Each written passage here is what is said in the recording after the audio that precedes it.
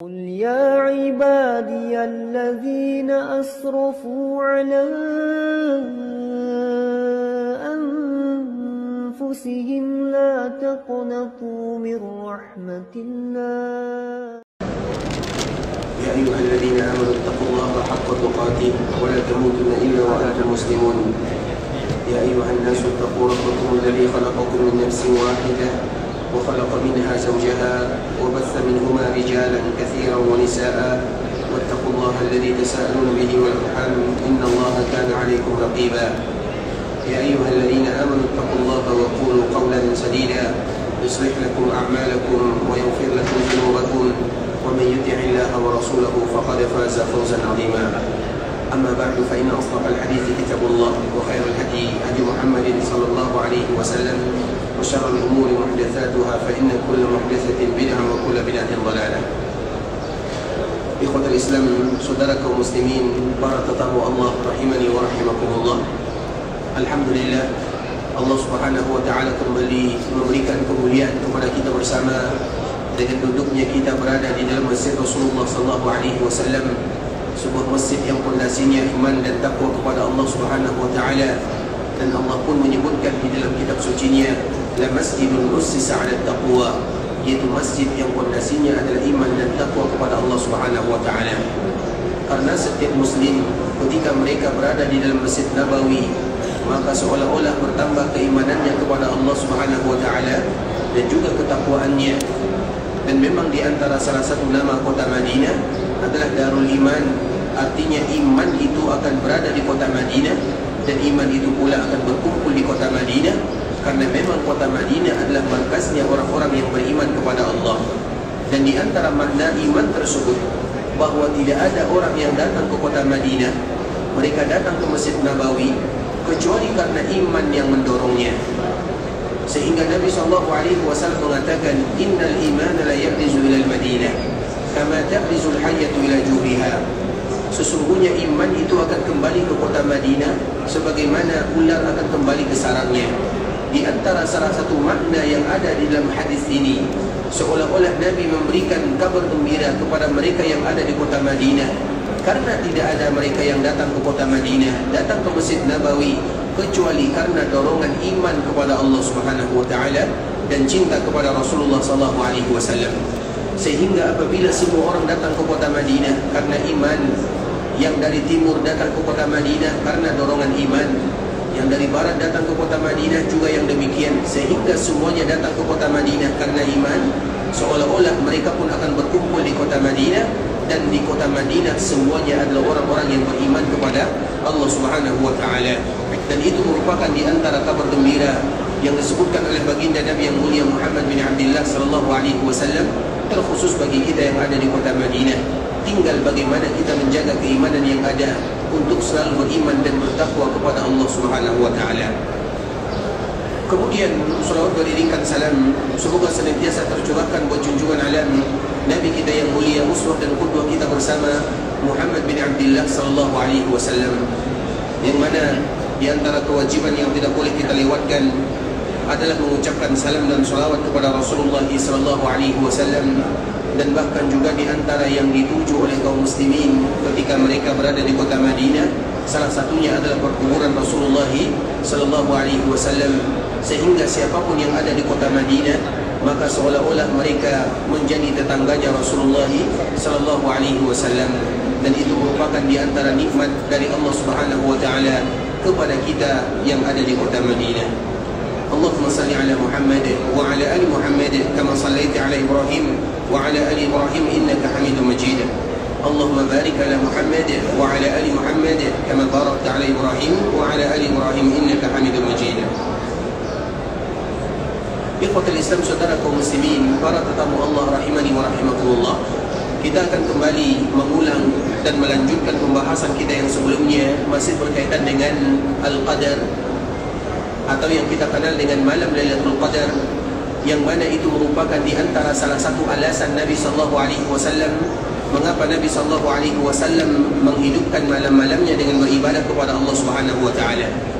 Sehingga ibunda kita Aisyah radhiyallahu taala anha pernah mengatakan di dalam hadis yang diriwayatkan oleh Imam Ahmad dalam kitabnya Al-Musnad, كان النبي صلى الله عليه وسلم يخلط العشرين بصيام بصلاة ونوم.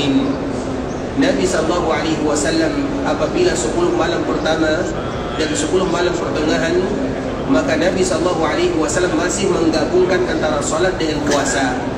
Artinya Nabi sallallahu alaihi wasallam melakukan salat, melakukan ibadah, dan juga Nabi mengambil bagian daripada istirahat atau tidur di malam harinya. Fa idza kana al-'ashru shammara wa shadda al-mi'zar.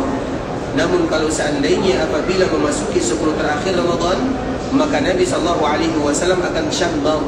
Syammar itu artinya berjihad, berusaha, bersungguh-sungguh di dalam beribadah. Wa syaddal mizar, dan Nabi sallallahu alaihi wasallam akan mengencangkan ikat pinggangnya. Artinya ikhwatul Islam, bahwa Nabi sallallahu alaihi wasallam betul-betul memprioritaskan ibadah di malam 10 terakhir Ramadan. Salah satu alasannya adalah karena ada di sana malam Lailatul Qadar. Dan kemarin kita telah menjelaskan ikhwatul Islam bahwa malam Lailatul Qadar disebut dengan qadar memiliki dua alasan. Alasan yang pertama, karena di malam ini Allah Subhanahu wa taala kembali mengulang takdir yang ditentukan kepada seorang hamba. Hanya saja di antara kemuliaannya bahwa tidak ada takdir di malam ini kecuali semuanya ada takdir yang terbaik. Maka disebut dengan qadar. Kemudian ikhwatul Islam, yang kedua alasannya kenapa disebut dengan qadar, karena qadar itu artinya merupakan sesuatu yang mulia, sesuatu yang agung, yang disebut dengan kadar, memiliki kadar yang indah, kesempurnaan. Artinya ketika seseorang dimudahkan oleh Allah Subhanahu wa taala beribadah di malam Lailatul Qadar, berarti mereka berada di malam yang mulia di antara malam-malam yang ada. Kenapa qadar menjadi mulia? Kemarin kita menjelaskan ucapan salah seorang yang bernama Abu Bakar Al-Warraq. Karena malam Lailatul Qadar menjadi malam yang mulia, qadar karena turun di dalamnya Al-Quran, dan Al-Quran adalah kitab yang mulia, diturunkan dari zat yang mulia. Allah adalah Rahman Ar-Rahim, yang Karim, yang Maha Mulia, dan diturunkan melalui malaikat yang mulia, dan malaikat yang paling mulia adalah malaikat Jibril. Kemudian diturunkan kepada hamba yang paling mulia, dan hamba yang paling mulia adalah Muhammad bin Abdullah sallallahu alaihi wasallam. Kemudian diturunkan kepada umat yang mulia, dan umat yang mulia adalah umat Muhammad bin Abdullah sallallahu alaihi wasallam, yang mana semuanya menjadi mulia. Dan mulia itu bahasa Arabnya salah satunya adalah qadar. Dan qadar disebut dengan qadar karena memang malam itu semuanya adalah malam kemuliaan. Bahkan di antara bentuk Allah memuliakan hambanya, ketika Allah mengkadar-kadar takdir hamba tersebut, maka Allah tidaklah mengkadar kecuali kadar-kadar yang terbaik sahaja. Kemudian ikhwatul Islam, kita akan kembali melanjutkan beberapa hadis Nabi SAW. Di antara kemuliaan malam Lailatul Qadar, hadis yang berikutnya ini merupakan hadis yang masyhur, yaitu hadis dari Abu Hurairah radhiyallahu ta'ala anhu. Nabi SAW mengatakan, "Man qama Lailatul Qadri imanan wa ihtisaban." Barang siapa yang berdiri, sehingga ikhwatul Islam, qama itu memang secara letterlek artinya adalah berdiri. Karena memang biasanya ibadah yang diprioritaskan oleh kaum muslimin adalah ibadah berdiri, dan makna daripada ibadah berdiri tersebut adalah ibadah salat. Sehingga bagi kita yang diberikan kekuatan oleh Allah Subhanahu wa taala untuk salat, maka salatlah. Baik salat itu diperbanyak jumlahnya atau dipersingkat jumlahnya, namun tetap dengan kadar yang sama. Karena ikhwatul Islam, kita mengetahui dulu kalau seandainya kita memperhatikan Nabi SAW dan para sahabatnya, bahkan di dalam hadis ibunda kita Aisyah, bahwa Nabi SAW tidak pernah menambah salat di malam harinya, baik di dalam 10 terakhir Ramadan ataupun pertengahan ataupun di awal, lebih daripada 11 atau lebih daripada 13. Kemudian tiba-tiba ada generasi-generasi berikutnya, mereka menambah salat lebih daripada 11 atau lebih daripada 13. Dan kita harus ingat ikhwatul Islam, mereka menambah salat namun selesainya tetap sama. Misalnya Nabi SAW dan para sahabat, mereka salatnya hanya 11 atau 13, tapi selesainya tetap di akhir malam.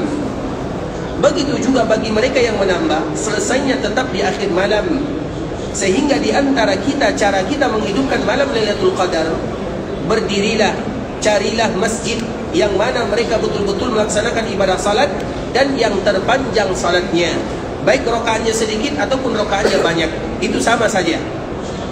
Kita ulang lagi ikhwatul Islam, karena memang terjadi perbedaan para ulama. Namun kalau seandainya kita lihat Nabi dan para sahabat, mereka tidak menambah lebih daripada 11 atau 13 rakaat. Namun kapan selesainya? Mereka tetap selesainya menjelang sahur atau di akhir malam. Sedangkan generasi-generasi berikutnya, mereka menambah rakaatnya. Kenapa demikian? Karena kalau seandainya ditambah rakaatnya, bertambah pula gerakannya. Apabila bertambah gerakannya, maka itu merupakan di antara salah satu bentuk untuk menghilangkan rasa mengantuk atau rasa bosan. Karena kalau seandainya kita salat 11 rakaat di khotul Islam, kalau seandainya kita salat 11 rakaat, kemudian misalnya satu rakaat itu anggaplah setengah juz atau satu juz, itu terlalu lama berdirinya. Tapi coba seandainya kalau satu rakaat itu hanya seperempat juz, tidak lama akhirnya, walaupun pada akhirnya ujung-ujungnya selesai waktunya sama. Bisa dipahami? Jadi dulu ikhwatul Islam, orang tidak mempermasalahkan ada orang yang salat 11 atau 13 atau lebih daripada 13, baik itu 19 atau 29 atau 40. Namun mereka selesainya kapan? Tetap selesainya di akhir malam. Yang berbeda itu adalah rakaatnya. Kenapa ditambah jumlah rakaatnya? Agar banyak gerakannya. Karena kalau seandainya rakaatnya sedikit, maka tentu ayat yang dibaca itu panjang. Kalau ayat yang dibaca itu panjang, maka mungkin sulit berdirinya. Makanya kita lihat bagaimana dulu orang sholat, mereka menggunakan tongkat karena terlalu lama berdirinya, sehingga generasi berikutnya tidak bisa melakukan yang demikian. Pada akhirnya mereka sedikit berdirinya, rakaatnya diperbanyak, tapi kapan selesainya tetap sama di akhir malam. Makanya masalah ini senantiasa kita mengulang ikhwatul Islam, terkhusus di malam Lailatul Qadar, bahwa kalau seandainya ada di antara kita yang melakukan sholat malam lebih dari 11, lebih dari 13, maka tidak menjadi masalah. Tapi yang menjadi masalah itu adalah kapan kita selesainya. Karena memang dianjurkan dikala kita berada di malam Lailatul Qadar, sebagaimana hadis Nabi sallallahu alaihi wasallam, "Man qama Lailatul Qadri imanan." Barang siapa yang berdiri itu biasanya adalah ibadah yang dilakukan atau ibadah salat yang dilakukan oleh kaum muslimin. Walaupun bisa kita anggap bahwa qama itu qiyam, karena qiyam di awal pembahasan kita selalu mengatakan yang namanya qiyam itu tidak pernah singkat. Tarawih juga demikian maknanya. Qiyam itu artinya lama, tarawih juga lama dilakukan. Maka Allah Subhanahu wa taala mengatakan wa qumu lillahi qanitin. Hendaklah kalian berdiri untuk Allah Subhanahu wa taala dalam keadaan qunut. Dan kunut itu artinya adalah lama. Jadi kunut berdiri untuk Allah itu bukan sebentar tapi lama. Sehingga hukum asal di dalam melakukan salat malam, terutama di bulan Ramadan, apalagi 10 terakhir di bulan Ramadan, maka itu hukum asalnya adalah lama berdiri untuk Allah Subhanahu wa taala. Maka disebut dengan imanan. Imanan itu apa maknanya? Kita meyakini bahwa ini merupakan hadiah dari Allah Subhanahu wa taala. Kita tahu bahwa Lailatul Qadar merupakan bonus dari Allah Subhanahu wa taala. Iman kita yakin yang demikian. Kemudian wahtisaban, di samping kita tahu itu merupakan bonus dari Allah, begitu juga banyak sekali pahala yang disediakan oleh Allah Subhanahu wa taala bagi mereka yang menghidupkan malam-malam harinya, terkhusus 10 malam terakhir Ramadan. Imanan wahtisaban ghufira lahu ma taqaddama min dzambi. Maka dengan itu pula Allah Subhanahu wa taala akan hapuskan dosa-dosanya yang telah berlalu. Dan dosa-dosa yang berlalu yang dihapuskan dengan mereka melakukan qiyam itu adalah dosa-dosa kecil saja. Sedangkan dosa besar ikhwatul Islam itu butuh bertaubat kepada Allah Subhanahu wa taala. Sedangkan dosa kecil itu secara otomatis terhapuskan dari seorang hamba apabila mereka melakukan kebaikan-kebaikan. Makanya di dalam sebuah riwayat disebutkan oleh Nabi sallallahu alaihi wasallam, "Wa atbi'is sayyi'atal hasanah." Kalau seandainya kalian melakukan dosa, maka ikutkanlah dosa tersebut dengan kebaikan. Apa maknanya? Kita yakin bahwa setiap hari kita melakukan dosa, terutama dosa-dosa kecil. Nah, bagaimana cara menghapusnya? Secara otomatis, ibadah yang kita lakukan itu adalah cara menghapuskan dosa tersebut. Seperti misalnya, kita melakukan sholat 5 waktu, maka dengan sholat ini, dosa kita akan terhapuskan. Seperti misalnya kita bersedekah, dengan kita bersedekah, dosa kita akan terhapuskan secara otomatis. Tapi itu hanya dosa-dosa kecil. Sedangkan dosa besar ikhwatul Islam tidak bisa dihapus secara otomatis kecuali dengan seorang hamba mengangkat kedua tangannya kepada Allah Subhanahu wa taala dan mengatakan, "Ya Allah, ampunkan dosaku, aku betul-betul ingin kembali kepadamu, aku bertaubat ya Allah, ampunkan dosaku, hilangkan segala sesuatu yang akan membuat diriku kembali terjerumus ke dalam dosa yang sama. Dan itu tidak bisa kita lakukan hanya dengan sekedar beribadah, tapi betul-betul kembali dengan mengikrarkan diri kepada Rabbul Izzati wal Jalalah. Seperti misalnya apabila ada orang yang melakukan dosa besar, misalnya melakukan perzinahan, atau melakukan rasuah atau riswah atau menyogok misalnya, atau riba, atau dosa-dosa besar yang lainnya. Dan keedah dosa besar itu ikhwatul Islam, para ulama memberikan kalimat yang singkat, ma dzukira ala wajhi ta'dhim. Dosa besar itu artinya ma dzukira ala wajhi ta'dhim, apabila ada disebutkan dengan kalimat-kalimat yang besar. Dan itu adalah kalimat singkat keedah di dalam menentukan dosa besar. Sedangkan para sahabat Nabi mereka mengatakan apabila ada dosa yang diberikan ancaman di dunia, ataupun ancaman dengan neraka, ataupun ancaman di akhirat sana, maka semuanya adalah dosa besar. Sehingga di antara salah satu kitab yang dianjurkan bagi kita membacanya ikhwatul Islam, kalau perlu kita cari, kita pelajari, paling tidak kita baca, adalah kitab Al-Kabair. Kitab Al-Kabair ini agar kita tahu, karena kita ingin mengetahui dosa besar agar kita jauh dari dosa-dosa besar tersebut. Karena banyak kadang-kadang dosa yang kita menganggap itu kecil, padahal itu besar di sisi Allah Subhanahu wa taala. Oleh karenanya ikhwatul Islam, ghufira lahu ma taqaddama min dzambi, maka Allah akan hapuskan dosanya bagi mereka yang bisa melakukan qiyam di malam Lailatul Qadar, atau bagi mereka bisa yang beribadah, artinya adalah dosa-dosa kecil. Sedangkan dosa besar harus dengan taubat kepada Allah Subhanahu wa taala. Itu di antara perbedaannya. Kemudian ikhwatul Islam, juga di antara fadilah keutamaan yang lain, sebagaimana disebutkan oleh Allah Subhanahu wa taala, bahwa malam Lailatul Qadar adalah Allah Subhanahu wa taala menurunkan Al-Qur'an di dalamnya. Dan Al-Qur'an diturunkan ikhwatul Islam tentunya terbagi kepada dua cara. Yang pertama diturunkan sekaligus oleh Allah Subhanahu wa taala semuanya, dari sisi Allah Subhanahu wa taala menuju langit dunia. Sehingga makna firman Allah Subhanahu wa taala, inna anzalnahu fi lailatul qadar, sesungguhnya kami menurunkan Al-Quran di malam Lailatul Qadar. Kami menurunkan, artinya Allah menurunkan dari sisinya ke langit dunia. Semuanya diturunkan di malam Lailatul Qadar. Kemudian dari langit dunia ini ikhwatul Islam diturunkan kepada Nabi munajjama, artinya diturunkan kepada Nabi SAW dengan tahapan-tahapan yang ada, sesuai dengan kondisi, sesuai dengan situasi dan keadaan. Artinya apakah Al-Quran diturunkan sekaligus? Jawabannya iya. Kemudian kalau seandainya ada juga yang bertanya, apakah Al-Quran diturunkan secara terpencar? Jawabannya juga iya. Kedua-duanya sama. Tapi Al-Quran diturunkan sekaligus, itu ke langit dunia, diberikan kepada malaikat Allah Subhanahu wa taala. Namun Al-Quran diturunkan secara bertahap, itu sesuai dengan situasi dan kondisi, juga diturunkan dari langit dunia kepada Nabi SAW. Makanya kita kenal ada Al-Quran Makki, ada Al-Quran Madani, ada Al-Quran yang diturunkan periode Mekah, ada Al-Quran diturunkan di periode Madinah. Padahal Al-Quran itu semuanya sudah diturunkan, tapi tidak semuanya diturunkan sekaligus kepada Nabi. Karena di dalam ayat ini tidak pernah disebutkan kami turunkan Al-Quran itu semuanya kepada Nabi, tidak demikian. Tapi inna anzalnahu, kami turunkan Al-Quran di malam Lailatul Qadar, tidak ada kata Nabi di dalamnya. Artinya bukan diturunkan kepada Nabi secara keseluruhan di malam Lailatul Qadar. Artinya diturunkan di malam Lailatul Qadar ini ikhwatul Islam ke langit dunia. Di mana langit dunia tentu itu bukan urusan kita, kita tidak tahu.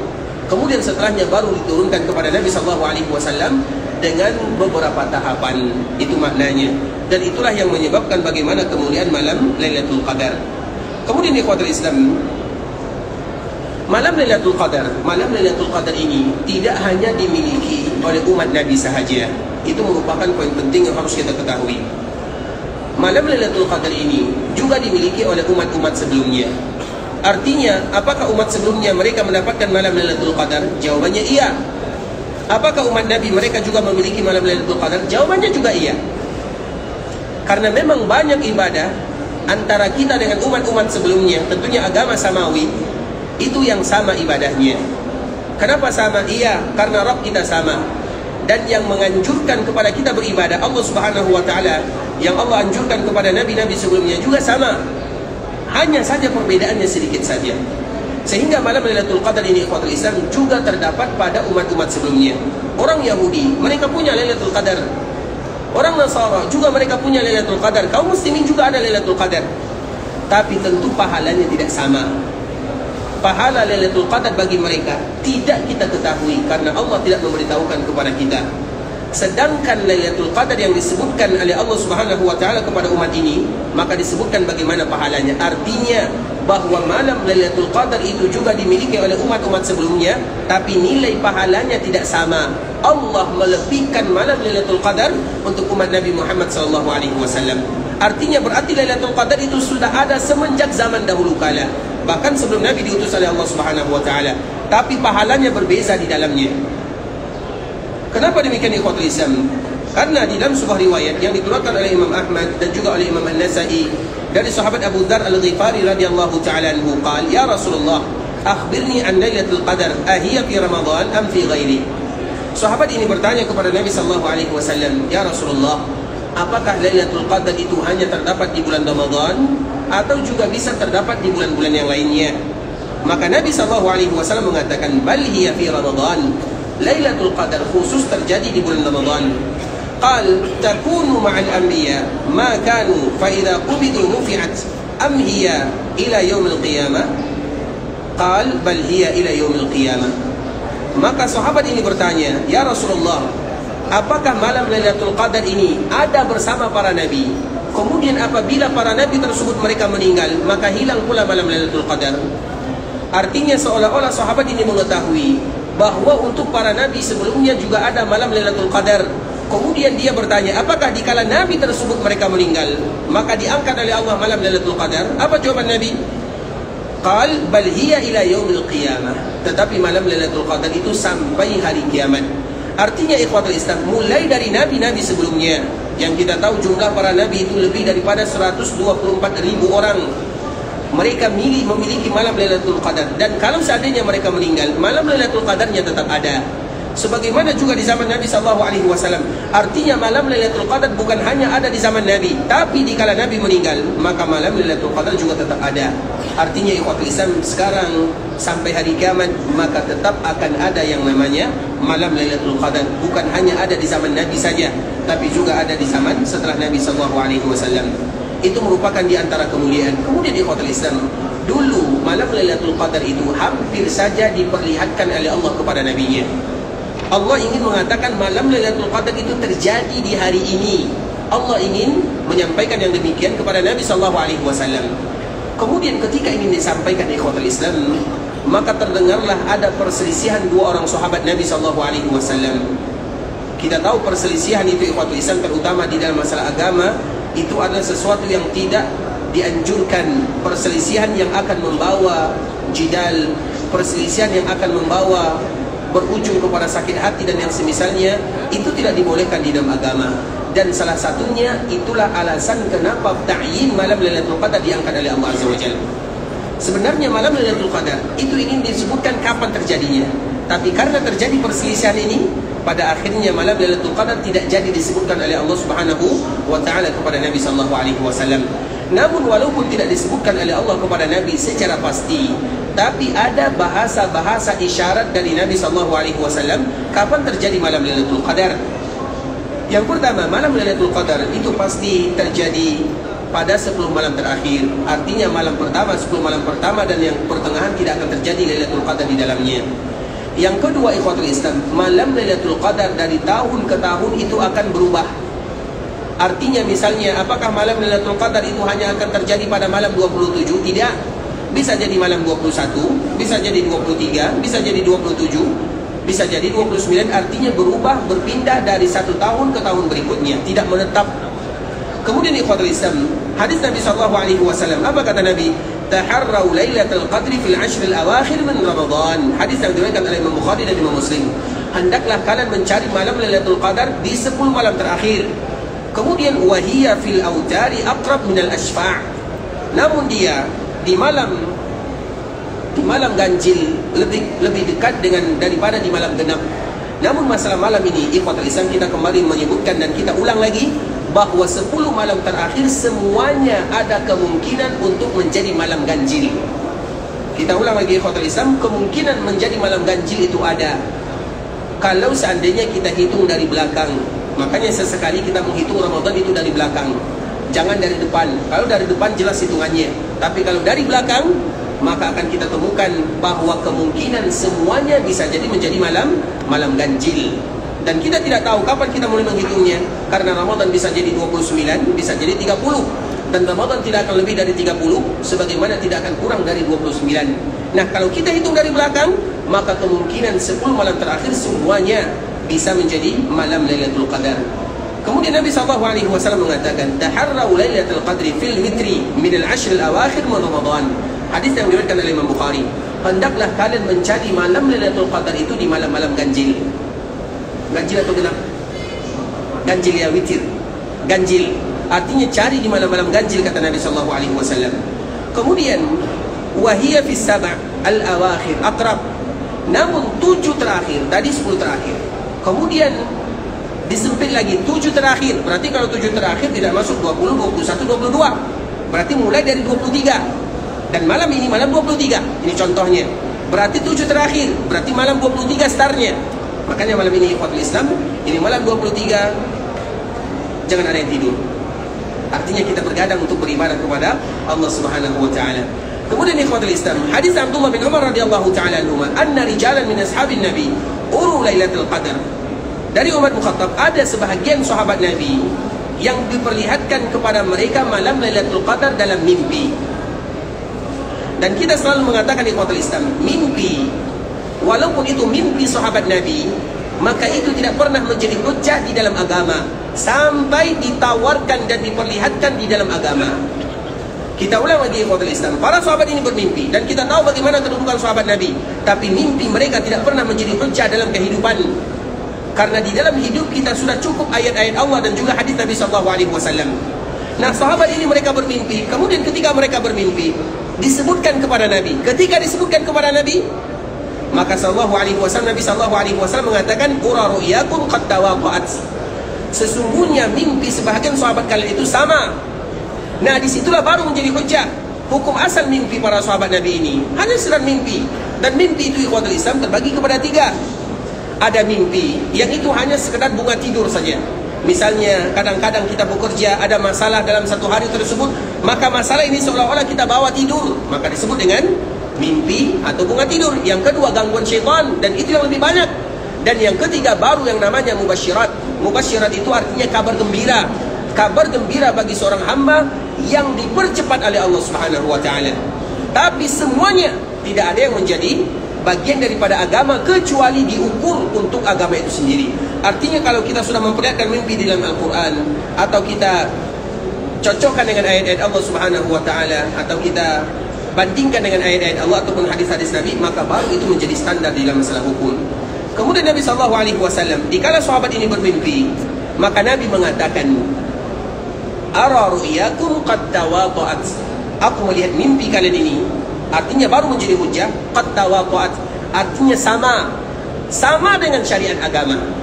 Dan itu menurut atau itu disebutkan oleh Nabi SAW, yakni ittafaqat fi sab'il awakhir, yaitu di dalam 7 terakhir di bulan Ramadan. Faman kana mutaharriyaha falyataharraha fi sab'il awakhir. Kalau ada di antara kalian yang ingin betul-betul mencari malam Lailatul Qadar, maka carilah 7 terakhir di bulan Ramadan. Artinya awalnya pada malam 23 bulan Ramadan itu sendiri.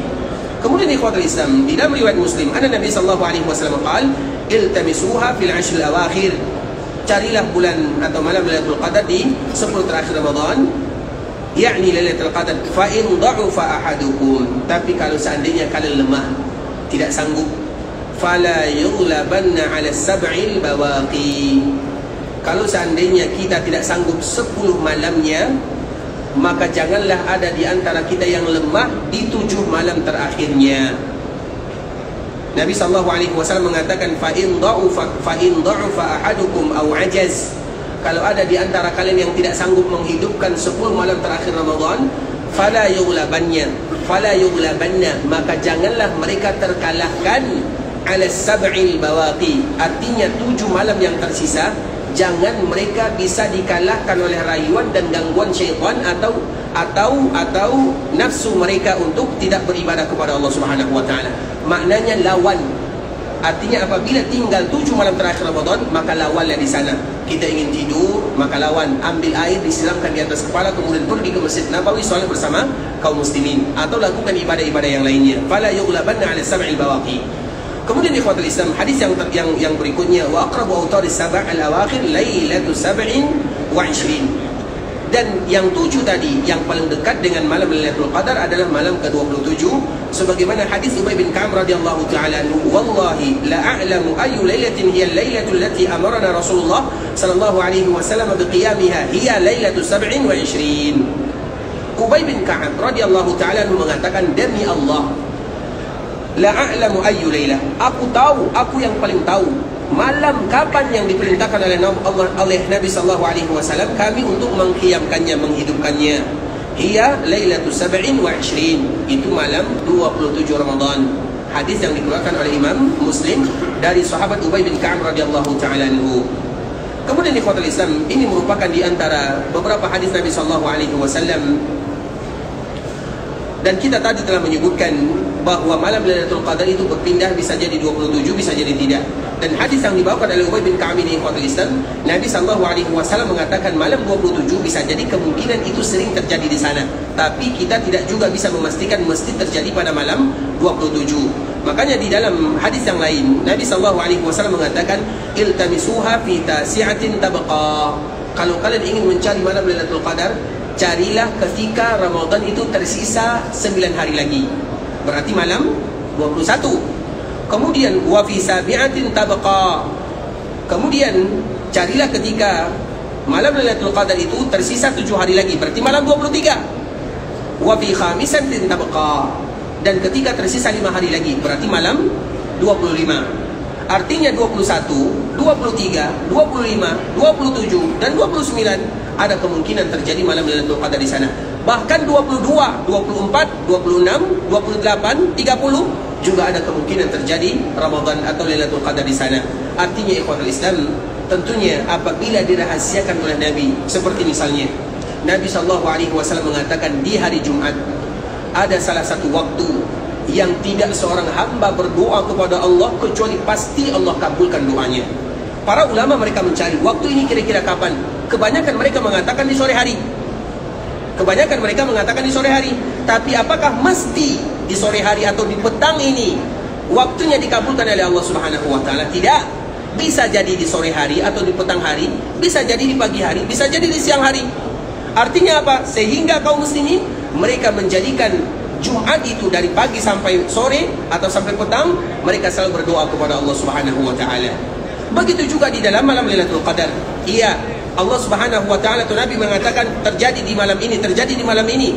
Tapi secara umum ikhwatul Islam, semuanya kemungkinan bisa terjadi. Maknanya apa? Agar semua kaum muslimin mereka bisa semangat beribadah kepada Allah Subhanahu wa taala, terutama 10 malam terakhir di bulan Ramadan, karena tujuan kita adalah untuk mendekatkan diri kepada Allah, meninggalkan dunia dengan segala gemerlapannya, meninggalkan melatih diri ikhwatul Islam untuk fokus kepada agama, fokus kepada salat, fokus kepada ayat-ayat Allah Subhanahu wa taala. Dan semoga Allah Subhanahu wa taala memberikan kemudahan kepada kita untuk bisa beribadah. Menyampaikan mudah, tapi yang paling berat itu adalah melaksanakannya dan menerapkannya. Sehingga tidak ada cara yang bisa kita lakukan kecuali berharap dan berdoa kepada Allah agar Allah memudahkan kita untuk selalu kuat beribadah dan kita selalu istiqamah di dalam agama, dan pada akhirnya pun kita bermohon kepada Allah agar Allah menghadiahkan kepada kita semuanya husnul khatimah. Ikhwatul Islam, saudara kaum muslimin, para tetamu Allah rahimani wa rahimakumullah, sampai di sini pembahasan yang bisa kita jelaskan. Insyaallah keesokan hari kita akan kembali menyambung, tapi pembahasan kita tidak lagi berkaitan dengan Lailatul Qadar. Insyaallah kita akan membahas tentang kewajiban yang biasanya dilakukan oleh kaum muslimin, yaitu berkaitan dengan masalah zakat, sedekah, infak dan yang semisalnya. InsyaAllah besok kita akan kembali masalah ini, membahas masalah ini. Semoga Allah Subhanahu wa taala memberikan kemudahan kepada kita bersama. Barakallahu fikum wa jazakumullahu khairan. Kalau ada pertanyaan karena masih ada waktu, maka kami persilahkan. Silakan. Assalamualaikum Ustaz. Terkait malam Lailatul Qadar Ustaz, apakah para ulama pernah menjelaskan ciri-ciri di paginya. Karena di Indonesia banyak ceritanya Ustaz. Misalnya paginya lebih sejuk, lebih tenang. Apakah ada pembahasan ulama terkait ini Ustaz? Barakallahu fikum ikhwatul Islam. Memang para ulama mereka memberikan bahasan tentang masalah ciri-ciri Lailatul Qadar. Tapi tentunya kita tidak fokus kepada ciri-cirinya. Kenapa demikian? Karena ciri-cirinya itu terjadi setelah terjadinya Lailatul Qadar. Bisa dipahami? Kalau seandainya ciri-cirinya terjadi sebelum Lailatul Qadar, maka bisa kita cari semuanya. Tapi ini ciri-cirinya setelah terjadinya. Artinya, kita tidak dianjurkan fokus untuk membahas yang demikian. Karena dikhawatirkan apabila kita fokus mencari ciri-cirinya, maka nanti kita tidur di malam harinya, kemudian bangun, oh malam ini malam Lailatul Qadar. Apa buktinya? Pagi harinya seperti ini, seperti itu. Artinya ikhwatul Islam, kita tidak fokus kepada ciri-cirinya. Iya, para ulama membahasnya. Karena nanti mereka yang fokus kepada ciri-cirinya lebih banyak tidak ibadahnya daripada ibadahnya. Makanya ciri-cirinya itu kapan terjadi? Setelahnya, bukan sebelumnya. Kalau sebelumnya bisa jadi kita cari, tapi setelahnya bagi mereka yang mendapatkan, mereka alhamdulillah. Bagi tidak, mereka akan menyesal. Iya, memang ada ciri-cirinya, tapi kita tidak fokus kepada pembahasan masalah ciri-ciri, sehingga kita pun tidak menyampaikan ciri-cirinya. Ada ciri-ciri yang disebutkan, tapi bagaimanapun kalau kita sebutkan ciri-cirinya, maka nanti dikhawatirkan kita tidak memaksimalkan semua 10 Ramadan atau 10 terakhir. Kemudian di Fadl Islam, sebelumnya kami mohon maaf karena hadis di bunda kita Aisyah kami lupa mengatakannya.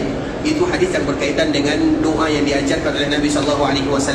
Allahumma innaka afuwun tuhibbul afwa fa'fu anna. Dan kita tahu semua kita hafal akan doa ini. Tapi ingat di Fadl Islam, doanya lafaznya Allahumma innaka afuwun tuhibbul afwa fa'fu anni. Jadi tidak ada tambahan karimnya.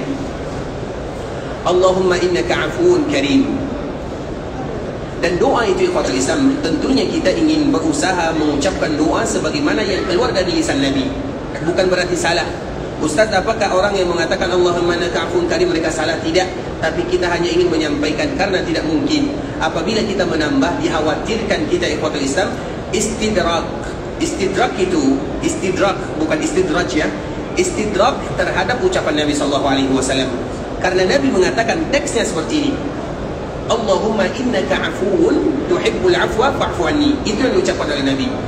Kemudian kita mengucapkan Allahumma innaka afuwun karim. Tidak ada salahnya di sana. Artinya bagus. Tapi apakah kalimat ini tidak pernah diucapkan oleh Nabi SAW? Kemudian kenapa tidak disebutkan oleh Nabi karimnya? Berarti betul-betul Nabi SAW ingin mengatakan Allahumma innaka afuwun, selesai. Allahumma innaka afuwun tuhibbul afwa fa'fu anni. Dan itu adalah di antara kaedah dalam berdoa. Seorang muslim dianjurkan mereka berdoa dengan teks yang diajarkan oleh baginda Nabi yang mulia SAW. Contoh yang lain misalnya, Allahumma ya muqallibal qulub. Atau dalam riwayat yang lain, Allahumma ya musarrifal qulub. Itu perbedaan riwayatnya. Ya muqallibal qulub, tsabbit qalbi ala dinik.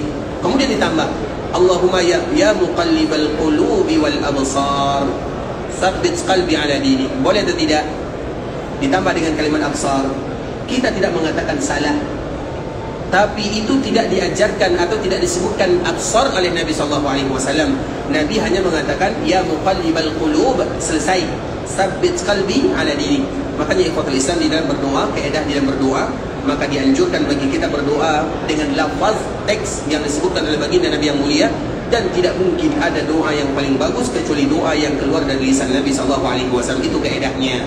Tidak mungkin ada bahasa yang paling bagus kecuali bahasa yang keluar dari lisan Nabi. Kemudian doa ini ikhwatul Islam, ada sebuah cerita. Karena doa ini apabila disebutkan oleh seorang muslim betul-betul dari dalam hatinya, bukan dengan lisannya. Karena ada perbedaan ikhwatul Islam. Ada orang yang berdoa hanya sekedar diulang-ulang saja, Allahumma innaka afuwun tuhibbul afwa fa'fu anna. Tapi penghayatannya kurang. Makanya di dalam doa, di dalam berbagai macam doa, itu banyak doa-doa itu banyak memiliki variasi. Kenapa doa itu banyak variasinya? Agar kita bisa menghadirkan hati di dalam berdoa. Kita contohkan misalnya doa iftitah. Ketika kita Allahu Akbar, maka kita ada doa iftitahnya.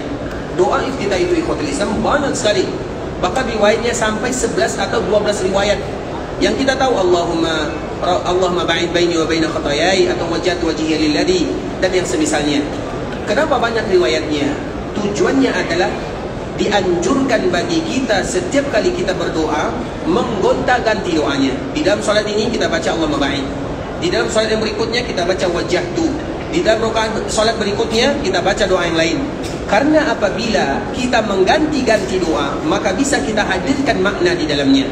Tapi kalau kita mengucapkan Allahumma ba'id saja selalu tanpa kita rubah-rubah, maka dikala kita berdoa Allahumma ba'id ini, kita sudah mulai hilang merasakan doa tersebut, atau kita tidak lagi menghadirkan doa di dalam hati, hanya sekedar lisan saja. Maka begitu juga dengan doa-doa ikhwatul Islam. Doa itu secara hukum asal itu banyak variasinya. Tujuannya agar kita bisa menghadirkan makna. Karena apabila kita berdoa kepada Allah menghadirkan makna, maka di situ ada manfaat yang luar biasa. Bisa jadi dengan kita mengucapkan Allahumma innaka afun tuhibbul afwa fa'fu anni, Allah ampunkan dosa kita semuanya, dan kita tidak tahu. Dan itu banyak ikhwatul Islam. Pernah terjadi ikhwatul Islam, salah seorang dosen kami yang juga mengajar di Masjid Nabawi, namanya mungkin sebagian kita kenal, Syekh Abdul Razak hafizahullah ta'ala. Dia pernah mendatangi kelompok orang. Karena ikhwatul Islam, kalau kita, terutama di daerah kita misalnya, kalau kita menemukan orang mereka jauh dari Allah di 10 malam terakhir Ramadan, semua orang sibuk beribadah. Tapi apabila kita menjumpai orang mereka sibuk dengan dunianya, bahkan sibuk dengan maksiatnya, maka ingat, sebutkan kepada mereka doa ini, ajarkan kepada mereka yang terbaik. Jangan mengatakan kalian ini kenapa seperti ini, kenapa seperti itu, karena kita tidak tahu kenapa mereka melakukan yang demikian. Artinya kita tidak boleh melihat orang yang melakukan dosa dan maksiat itu sebelah mata saja, karena nanti dia khawatirkan kita ujub dengannya. Tapi bagaimana caranya? Ajarkan kepada mereka. Dan salah satunya kalimat ini. Jadi cerita ini ikhwatul Islam, di malam 10 malam terakhir Ramadan, Syekh ini dia pergi berjalan, ingin melakukan sholat malam. Kemudian dikala ingin melakukan sholat malam, maka ada rombongan pemuda-pemuda yang sedang menyetel musik begitu keras. Artinya mereka sedang bernyanyi-nyanyi dengan musik yang keras. Artinya mereka memanfaatkan malam ini dengan yang namanya muda-muda. Banyak di antara mereka yang memanfaatkan masanya untuk duduk di kedai kopi, ada di antara mereka yang bermusik-musik, ada di antara mereka yang melakukan dosa ini, dosa itu, dan yang semisalnya. Banyak di antara kaum muslimin mereka yang tidak memanfaatkan 10 malam terakhir kecuali dengan melakukan dosa dan maksiat. Dan kita yang diberikan kemudahan oleh Allah, salah satu kewajiban kita adalah mendoakan mereka. Jangan kita mengatakan kenapa kalian seperti itu, karena kita tidak tahu. Bisa jadi setelahnya Allah berikan hidayah kepada mereka, Allah cabut hidayah dari kita. Kemudian ikhwatul Islam, maka Syekh ini pun datang bercerita, ada beberapa orang pemuda di setel musik yang begitu kencang. Orang salat di malam hari, tapi dia bermusik-musik, bernyanyi-nyanyi. Kemudian Syekh mengatakan, wahai kalian anak-anakku, kalau seandainya, dia mengatakan seperti ini, kalau seandainya kalian tidak bisa beribadah di malam ini, maka paling tidak lembutkan suaranya. Artinya jangan sampai keluar dan didengarkan oleh kaum muslimin yang lainnya. Kemudian Syekh kembali mengatakan, maukah aku sebutkan kepada kalian 2 kalimat saja atau 3 kalimat saja, 1 kalimat. Kalau kalian baca, maka itu merupakan yang terbaik bagi kalian. Padahal mereka tidak sholat malam, sholat isya pun belum tentu. Kemudian ikhwatul Islam, akhirnya Syekh mengatakan, Allahumma innaka afuun tuhibbul afwa fa'fu anni. Kemudian Syekh diulang-ulang sampai mereka hafal semuanya. Setelah Syekh mengatakan kalimat ini dan anak-anak tersebut mereka menghafalnya, kemudian Syekh pergi, selesai. Nah, mereka bisa jadi menyetel musik, itu urusan lain, tapi telah diajarkan dan telah disebutkan. Kemudian 5 tahun setelahnya ikhwatul Islam, Syekh mengatakan asar doa ini kalau betul-betul diucapkan oleh seseorang, aku pun pergi ke suatu tempat dan aku tidak tahu. Kemudian ketika aku pergi ke tempat ini, aku berjumpa dengan salah seorang pemuda yang Masya Allah, seorang pemuda yang jelas dari dirinya orang yang rajin beribadah kepada Allah. Kemudian maka pemuda ini mengatakan, wahai Syekh, apakah engkau masih ingat siapa aku? Syekh tentunya tidak lagi ingat karena sudah 5 tahun. Maka anak ini mengatakan, akulah dulu yang membunyikan musik dengan suara yang kuat yang mengganggu kaum muslimin beribadah. Kemudian engkau ajarkan kepadaku doa ini. Aku baca sampai Allah bukakan untukku pintu kebaikan. Dan Alhamdulillah, semenjak engkau ajarkan kepadaku doa ini, aku tidak lagi pernah meninggalkan ibadah kepada Allah, terutama di bulan Ramadan. Satu doa bisa merubah seseorang untuk mendapatkan hidayah. Begitu juga dengan ayat-ayat Al-Quran yang Islam. Artinya kita saksikan di Madinah. Kalau di Madinah semua orang ibadah, wajar karena ini kota Nabi. Tapi kalau di daerah kita, mana orang yang lebih banyak bangun malam daripada yang bergadang untuk beribadah atau bergadang untuk melakukan kemaksiatan? Banyak yang melakukan kemaksiatan di 10 malam terakhir. Tapi apa cara yang harus kita lakukan? Ajarkan yang terbaik, walaupun satu doa ini. Allahumma innaka afuwwun tuhibbul afwa fa'fu anna. Karena dengan satu doa ikhwatul Islam bisa jadi merubah seseorang menuju ibadah dan keridhaan Allah Subhanahu wa taala. Barakallahu fiik. Tapi yang lain. Silakan. Apa? Tahajud. Baik ikhwatul Islam, tahajud, apa makna daripada tahajud?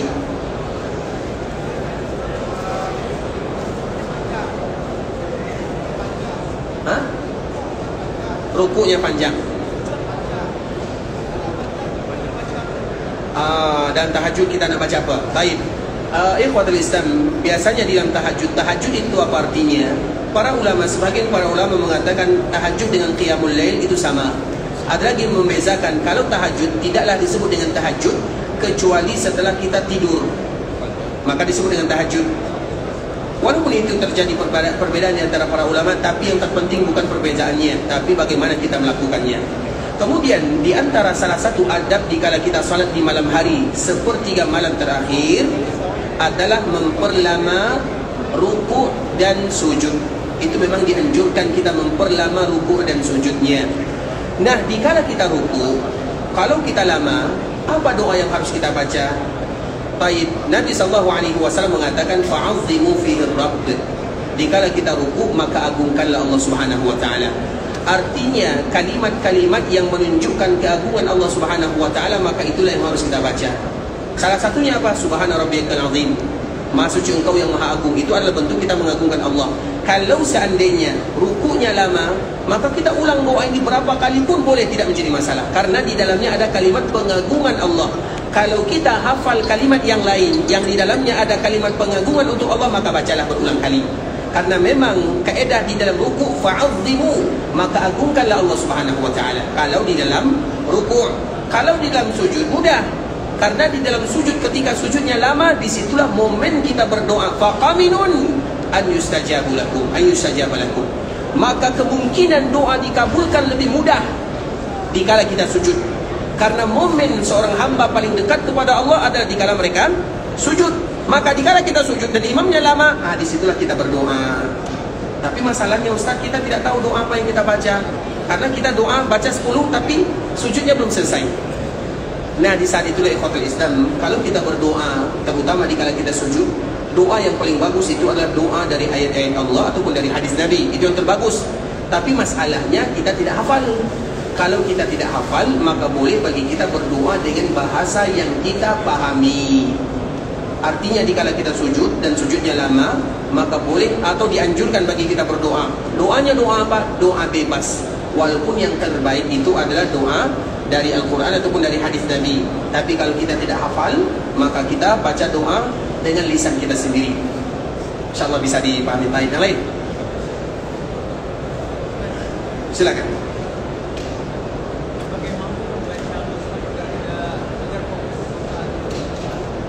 Tapi ikhwatul Islam, sebagai seorang makmum, apakah boleh bagi kita memegang mushaf dikala kita mendengarkan imam?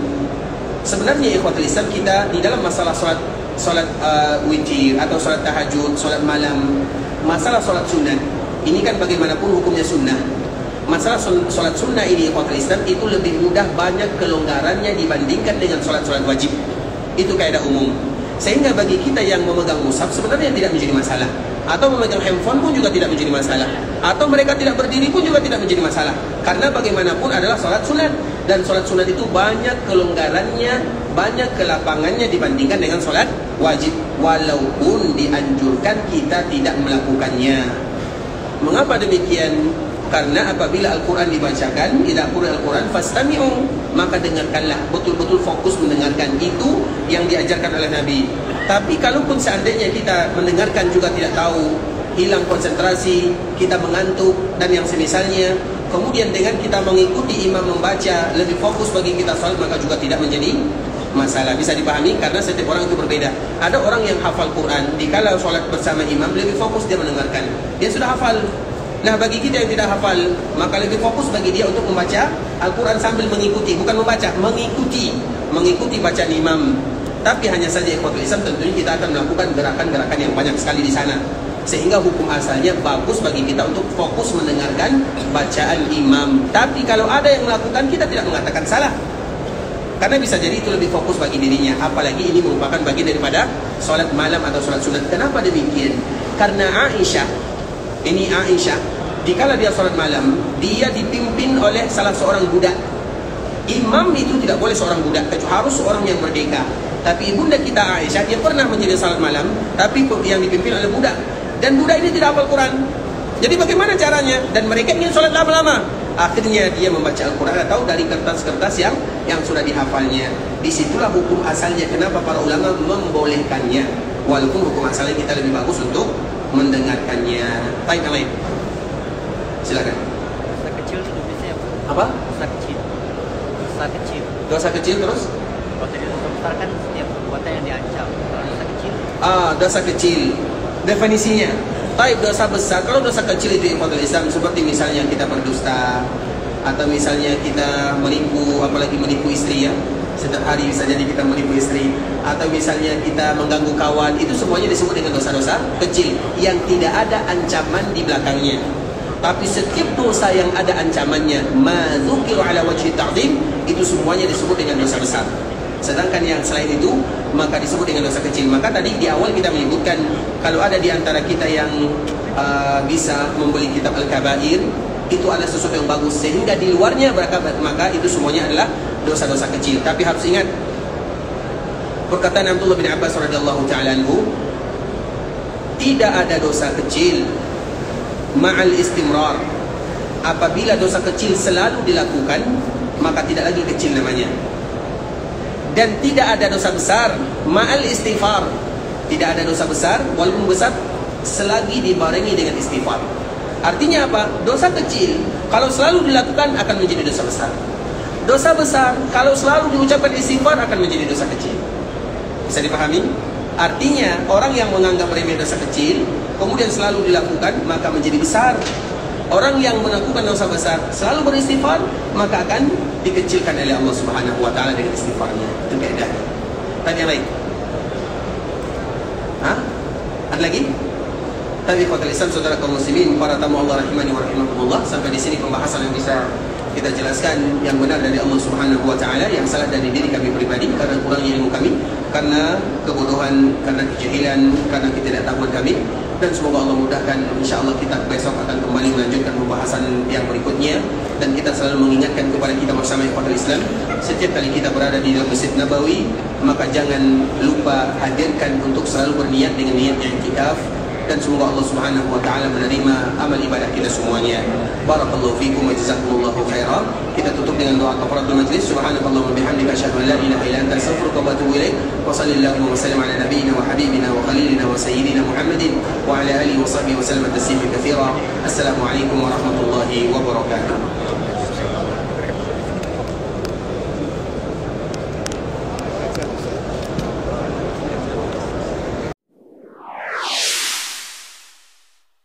قل يا عبادي الذين أسرفوا على أنفسهم لا تقنطوا من رحمة الله